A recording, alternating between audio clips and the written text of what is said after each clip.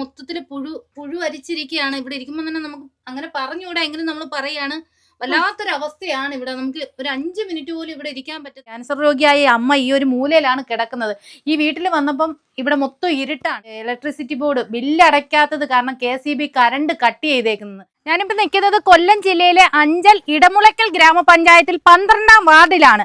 ഇവിടെ ഒരു വീടിനുള്ളിൽ ഒരമ്മ പുഴു വരിച്ച നിലയിൽ കിടക്കുന്നു എന്ന് ഇവിടുത്തെ നാട്ടുകാരും ഇവിടുത്തെ ആശാ വർക്കറും ഒക്കെ വിളിച്ചു പറഞ്ഞിട്ടാണ് നമ്മളിവിടെ വന്നിരിക്കുന്നത്. ഈ ഒരു വീടിന്റെ അവസ്ഥ നിങ്ങൾ കണ്ടില്ലേ? കാട് പിടിച്ചൊരു വീടാണെന്നുണ്ട്. ഇതിന്റെ ജനലൊക്കെ മൊത്തം പൊട്ടിപ്പൊളിഞ്ഞ്, വീടിന് കഥവൊന്നും ഇല്ല, എല്ലാം പൊട്ടിപ്പൊളിഞ്ഞ് ഒരു വല്ലാത്തൊരു അവസ്ഥയാണിത്. കണ്ടില്ലേ? നമ്മുടെ 2026-ലും ചോർന്നൊലിച്ചൊരു വീട്. ഇതാണ്ടില്ലേ? ഇവിടെ നിൽക്കുമ്പോൾ തന്നെ ഈ വീടിനകം മൊത്തവും ചോർന്നൊലിച്ച് ഒരു വല്ലാത്തൊരു അവസ്ഥയാണ്. ആശാ വർക്കറാണ് ഈ ചേച്ചി. ഈ ചേച്ചിയാണ് എന്നെ വിളിച്ചിട്ട് പറഞ്ഞത്, മോളെ എന്റെ വാർഡിൽ ഒരു അമ്മ പുഴുവരിച്ച് കിടക്കുന്നെന്ന്. പുഴുവരിച്ച് കിടക്കുന്നെന്ന് പറഞ്ഞപ്പോഴത്തേക്ക് ഞാൻ ഇത്രയും ദയനീയമായിട്ടുള്ള ഒരു കാഴ്ചയാണെന്ന് ഒരിക്കലും വിചാരിച്ചില്ല. നമ്മുടെ അവസ്ഥ വളരെ പരിതാപകരമാണ്. ഇപ്പൊ നോക്കാനും കാണാനും ആരുമില്ല. ഒരു മകനുണ്ടായിരുന്നു, ആ മകൻ ആൾറെഡി മരണപ്പെട്ടു പോയി. ഇപ്പൊ ആകപ്പാടെ ശാന്ത അമ്മൂമ്മയാണ് വല്ലപ്പോഴും വന്ന് എന്തെങ്കിലും കാര്യങ്ങൾ ചെയ്തു കൊടുക്കുന്നത്. അപ്പോൾ ഞാനും ആശാ വർക്കറും കൂടി ഇവരെ നമ്മുടെ ഹെൽത്തിലെ ഡോക്ടറെ സഹായത്തോടുകൂടി ഞങ്ങൾ പുനലൂർ ഹോസ്പിറ്റലിലാക്കിയായിരുന്നു. പക്ഷെ കൂടെ നിൽക്കാൻ ആരും ഇല്ലാത്തത് കൊണ്ട് വലിയ ബുദ്ധിമുട്ടായിട്ട് വീണ്ടും അവർ തിരിച്ചു വന്നു. പക്ഷേ അവർ ആരും നോക്കാനും കാണാനും ഇല്ല. രാത്രിയിൽ തന്നെ ഇറങ്ങി കിടക്കുന്നൊരു സ്വഭാവമൊക്കെ ഉണ്ട്. ഇപ്പോഴത്തെ പട്ടിശല്യമൊക്കെ ഭയങ്കരമായിട്ട് ഇന്ന് വാർഡിലുണ്ടായിരുന്നു. നമ്മൾ അതുകൂടെ കണ്ടപ്പോഴത്തേക്ക് ഞങ്ങൾക്കൊരു പേടി കൂടിയിട്ട് എവിടെയെങ്കിലും ഒന്ന് ആക്കാൻ പറ്റുമെങ്കിൽ മീഡിയയിൽ അങ്ങനെ അറിയിപ്പിച്ചിട്ട് ആ രീതിയിലാണ് നമ്മൾ പ്രവർത്തിക്കുന്നത്. പല ഈ കൊല്ലം ജില്ലയിലുള്ള പല സ്ഥാപനങ്ങളിൽ ഞങ്ങൾ ബന്ധപ്പെട്ട് നോക്കി. പക്ഷേ ഇതുവരെ അതിൻ്റെ റിസൾട്ട് കിട്ടിയില്ല. അതുകൊണ്ട് ആരെങ്കിലും അതെ ആരെങ്കിലും ആ രീതിയിൽ പറ്റുന്ന ഏതെങ്കിലും സന്നദ്ധ സംഘടനകളോ വല്ലവരും ഉണ്ടെങ്കിൽ നമ്മളെ കൊണ്ടൊക്കെ സഹായങ്ങൾ ഞങ്ങളോട് ചെയ്യാം. ഇവിടുന്ന് മാറ്റാൻ പറ്റുമെങ്കിൽ അതിനുള്ളൊരു ശ്രമത്തിലാണ് ഞങ്ങൾ. ചെറിയ മാനസിക പ്രശ്നമുണ്ട്. ഇടയ്ക്ക് അവർ വയലൻ്റ് ആവുകയൊക്കെ ചെയ്യും. പക്ഷേ ഇപ്പോൾ കുറച്ച് ദിവസം കൊണ്ട് വളരെ ശാന്തമാണ്. ഏതായാലും ഹോസ്പിറ്റലിൽ പോയാൽ മതിയെന്ന് ആഗ്രഹിക്കുന്നുണ്ട്. പക്ഷേ എന്നാൽ പോലും ഹോസ്പിറ്റലിൽ കൊണ്ടുപോകുമ്പോൾ കൂടെ നിൽക്കാൻ ആരുമില്ലാത്തൊരു ബുദ്ധിമുട്ട് ഭയങ്കരമായിട്ട് പ്രശ്നമുണ്ട്.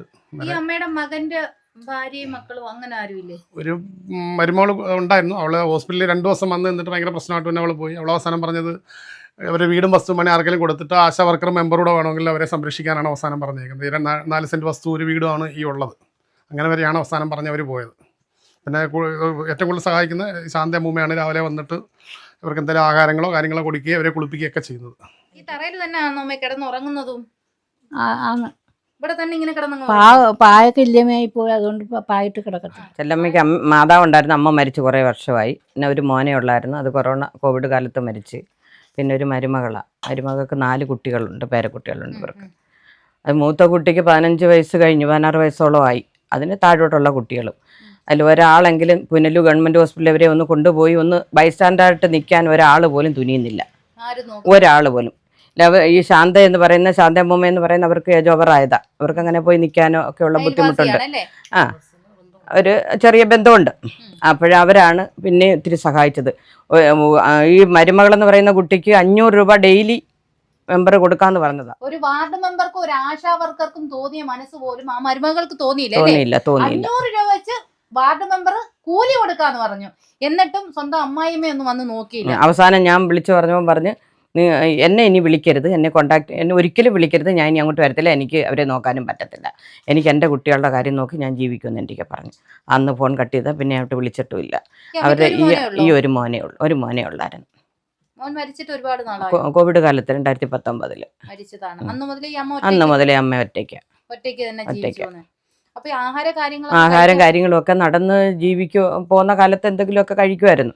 ഒരു ചെറിയ കുരുപ്പ് ചെള്ളയ്ക്ക് വന്നപ്പോഴേ ഞാൻ മെഡിസിന് കൊണ്ടുപോയി ശ്രമിച്ചതാണ്. പക്ഷെ പുള്ളിക്കാരത്തി വരത്തില്ലായിരുന്നു. അങ്ങനെ ആയി. അന്ന് ട്രീറ്റ്മെൻറ്റ് ചെയ്തെങ്കിൽ ഇത്രയും ആവത്തില്ലായിരുന്നു. പുള്ളിക്കാരത്തി ഒന്നിലും അടുക്കത്തില്ല. പിന്നെ ഇത്രയും അങ്ങ് ഇതായപ്പോൾ മെഡിക്കൽ ഓഫീസറുടെ നിർദ്ദേശപ്രകാരം നമ്മൾ പുനലൂർ ഗവൺമെൻറ് ഹോസ്പിറ്റലിൽ കൊണ്ടുപോയി. അവിടെ കൊണ്ടുപോയി 2 ദിവസം കിടത്തി, 2-3 ദിവസം കിടത്തി. ബൈസ്റ്റാൻഡില്ലാതെ അവർ കിടത്തത്തില്ല. അതുകൊണ്ട് ഇനി കൊണ്ടുവന്നു. ശരിക്കും പറഞ്ഞാൽ ഈ അമ്മയുടെ മുഖത്തിന്റെ ഒരു സൈഡ് മൊത്തവും കീറി പൊളിഞ്ഞിരിക്കുകയാണ്. നമുക്കത് വീഡിയോയിൽ കാണിക്കാൻ പറ്റത്തില്ല.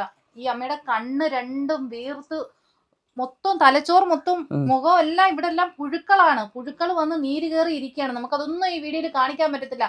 ശരിക്കും പറഞ്ഞാൽ ദൈവം ഒരാൾക്ക് ഇങ്ങനെ ഒരു അവസ്ഥ കൊടുക്കരുത്. അമ്മ ഇരിക്കുന്നുണ്ടില്ലേ, തല കുനിച്ചിരിക്കുക. എത്രയോ നാളുകളായിട്ട് ഈ മുഖത്ത് ഈ ക്യാൻസർ വന്ന് പുഴുവായിട്ട് ഈ ഒരു വേദനയും കൊണ്ട് ഈ അമ്മ ജീവിക്കുന്നു. ശരിക്കും ആരെങ്കിലും ഈ ഒരു വീഡിയോ കാണുന്ന ഏതെങ്കിലും സ്ഥാപനങ്ങളോ ആരെങ്കിലും സന്നദ്ധ സംഘടനകളോ ഈ അമ്മയെ ഒന്ന് ഏറ്റെടുക്കുക. അല്ലാന്നുണ്ടെങ്കിൽ ഇവിടെ കിടന്ന് തെരുവ് നായ്ക്കളങ്ങണം കടിച്ചു കീറി എന്തെങ്കിലും സംഭവിക്കും. കാരണം ഈ വീടിന്റെ അവസ്ഥ നമ്മൾ കണ്ടല്ലോ, ചോർന്നൊലിക്കുന്ന ഒരു വീട്ടിലാണ് ഇവർ കിടക്കുന്നത്. ഇവിടെ കറണ്ട് പോലും ഇല്ല. ഇത്രയും ഒരു മാരകമായ രോഗം പിടിപെട്ട് ഇങ്ങനൊരു അവസ്ഥയെ കിടക്കുന്ന ഈ ഒരു സാധുവിന്റെ ഒക്കെ കറണ്ട് ബില്ല് അടയ്ക്കാഞ്ഞിട്ട് KCB ഇങ്ങനെ കറണ്ട് കട്ട് ചെയ്യുക വെച്ചാൽ അത് ഭയങ്കര ഒരു വേദനാജനകമായ ഒരു കാര്യമാണ്. പിന്നെ ഈ മെമ്പറിന്റെ നല്ലൊരു മനസ്സുകൊണ്ട് മെമ്പർ ഇവിടെ സോളാറൊക്കെ ഫിറ്റ് ചെയ്ത് കൊടുത്തിട്ടുണ്ട്. അതിന്റെ ഒരു പ്രകാശത്തിലാണ് നമ്മളിപ്പോൾ നിൽക്കുന്നത്. എന്തായാലും ഈ ഒരു വീഡിയോ കാണുന്നവർ പരമാവധി ഈ വീഡിയോ ഒന്ന് ഷെയർ ചെയ്ത് എല്ലാവരിലേക്ക് എത്തിക്കുക. കാരണം ഇനിയും ഈ അമ്മയെ ഇവിടെ ഇട്ടുകൊണ്ടിരിക്കാൻ പറ്റില്ല. ആരുമില്ല, ഇവർക്ക് സഹായത്തിന് മക്കളില്ല, ബന്ധുക്കളില്ല, ആരുമില്ല. ഇവിടുത്തെ അയൽവക്കക്കാരൊക്കെ ഒന്ന് സഹായിച്ചിട്ടാണ് ഒരു നേരത്തെ ഭക്ഷണമൊക്കെ എത്തിച്ചു കൊടുക്കുന്നത്.